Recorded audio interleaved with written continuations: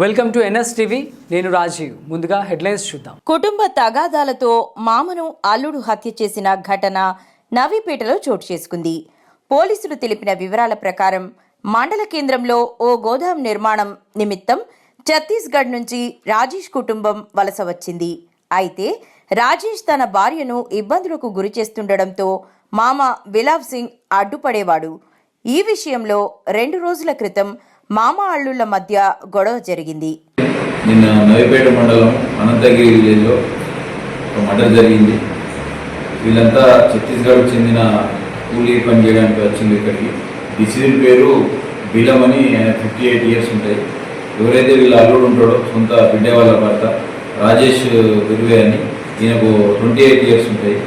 సొంత అల్లుడే మామని నిన్న రాత్రి ఇటుకరాయితోటి తల మీద కొట్టి చంపడం జరిగింది. వీళ్ళు దాదాపు 2 నెలల క్రితము అనంతగిరి విలేజ్కి వచ్చి కూలీ పనులు చేసుకుంటున్నారు. ఈ ఎవరైతే మృతుడు ఉన్నాడో వాళ్ళ బిడ్డ అల్లుడితో పాటు నేరస్తునితో పాటు వాళ్ళ దగ్గరనే ఉంటాడు.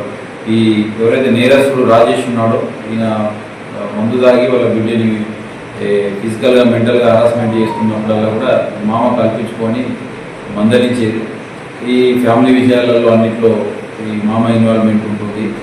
నన్ను డామినేట్ చేస్తున్నాడు అని చెప్పేసి ఎప్పటి నుంచో ఈయన కక్ష పెట్టుకున్నాడు. నిన్న రాత్రి కూడా గొడవపడ్డారు వీళ్ళు.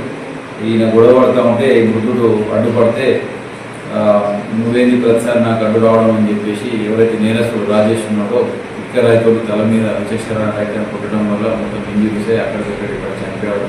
మేము నిన్న మర్డర్ కేసు కింద నమోదు చేసుకున్నాము. ఇవాళ నేరస్తుడు రాజేష్ని అరెస్ట్ చేసి కోర్టులో హాజరుపరచడం జరుగుతుంది. Thank you.